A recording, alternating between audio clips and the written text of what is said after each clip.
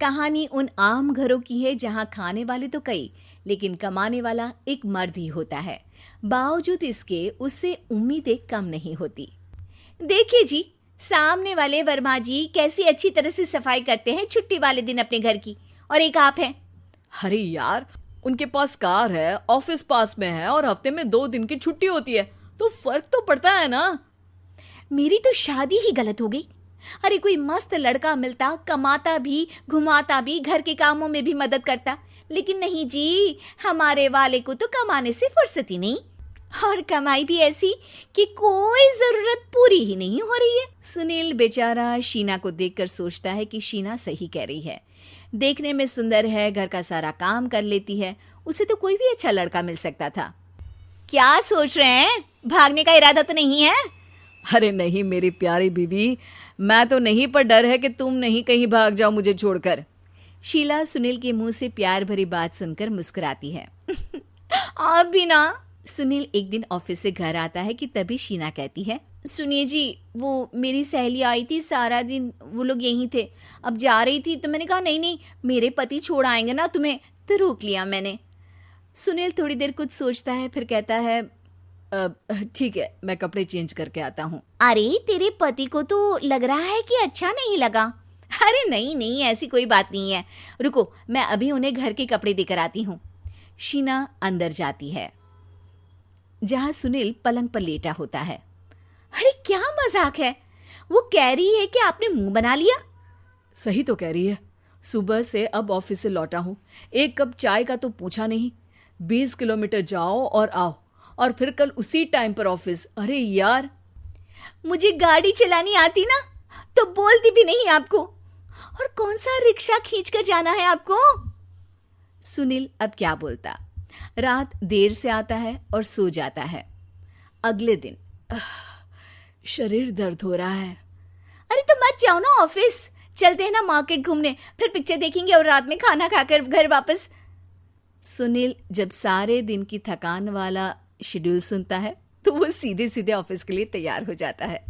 अब आए दिन शीना की डिमांड बढ़ती ही चली जाती है और सुनील उसको पूरा भी करता। लेकिन एक दिन, ए जी मेरा भाई आ रहा है, उसे 2 लाख रुपए की जरूरत है। हाँ तो मैं क्या करूँ शीना, मेरे पास इतने रुपए नहीं है। हाँ हाँ पता है नहीं है, लेकिन किसी से लेकर तो दे सकते हो ना। अरे मैं किससे मांगू, मेरे तो जानने में भी कोई नहीं है जिसके पास इतनी बड़ी रकम हो। तभी वहां शीना का भाई शीनू आ जाता है। जीजा जी कैसे हैं आप? अब मैं ठीक हूँ शीनू, अचानक इतनी बड़ी रकम की जरूरत कैसे पड़ गई? अरे जीजा जी, वो बिजनेस शुरू किया ना, तो उसके लिए पैसे की जरूरत है। काफी हो चुका है, थोड़ा पैसा बचता है तो मैंने सोचा आपसे ले लूं। अब देखो, मेरे ऑफिस में कुछ लोग हैं जिनकी सेविंग अच्छी है, मैं उन लोगों से बात करके देखता हूँ। सुनील ऑफिस से किसी से पैसे लेकर शीना को दे देता है। शीना वो पैसा भाई को दे देती है। 2 महीने बाद, अरे यार शीना, वो ऑफिस वाला आदमी अपने पैसे मांग रहा है, कैसे दूं? अपने भाई से बोलो ना पैसे दे दे। अरे हाँ हाँ दे देगा, कहाँ भागा जा रहा है, आप उनको बोल दो कि दे देंगे। थोड़े दिन बाद, शीना वो आदमी मुझसे आज भी पैसे मांग रहा था यार, मैं तंग आ गया हूँ, ऑफिस जाते ही सामने उसका चेहरा दिखता है, क्या बोलूँ, बार बार पैसे मांगता है। अच्छा मैं शीनू को फ़ोन लगाती हूँ, बात करके देखती हूँ। शीना भाई को फ़ोन करती है लेकिन वो फ़ोन उठाता ही नहीं। लगता है भाई कहीं ऐसी जगह है जहाँ नेटवर्क की समस्या होगी। सुनील अगले दिन दोपहर को ही घर आ जाता है।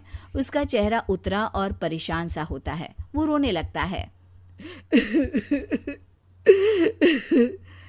अरे क्या हुआ जी, आप इतना परेशान क्यों हैं? सब ठीक तो है ना? अरे नहीं शीना, कुछ ठीक नहीं है, मैं ठीक नहीं हूँ। तुम्हारे भाई के लिए मैंने जो पैसे लिए थे, उस आदमी ने आज भरे ऑफिस में सबके सामने मेरी बेइज्जती कर दी। सबके सामने आज मैं कर्जदार बनकर खड़ा था। मैंने हर वो प्रयास किया घर चलाने के लिए जो मैं कर सकता था, लेकिन अब नहीं होगा। वो फिर रोने लगता है। अरे आप तो औरतों की तरह रो रहे हैं, मर्द हैं आप। क्यों, आदमी के सीने में दिल नहीं होता, या फिर वो इंसान नहीं मशीन होता है? अरे मैं थक चुका हूँ शीना, तुम समझती क्यों नहीं? मैं भी शारीरिक और मानसिक रूप से थकता हूँ, मैं भी आराम करना चाहता हूँ, सुकून चाहता हूँ। मैं अब कुछ नहीं कर सकता। कुछ नहीं। वो बैठ जाता है। शीना पति को हैरान परेशान देखकर चुप हो जाती है। अगले दिन, सुनिए, ये लीजिए 2 लाख रुपये, उस आदमी को दे दीजिए और बोल दीजिए कि आज के बाद किसी को पैसे के लिए बेइज्जत ना करे। सुनील पैसे देखकर राहत की सांस लेता है। अरे शीना, तुमने तो मेरा बहुत बड़ा काम कर दिया। अब मैं शान से ऑफिस जा सकता हूँ, लेकिन ये पैसे आए कहाँ से? ये पैसे मैंने अपने गहनों को गिरवी रख कर लिया है।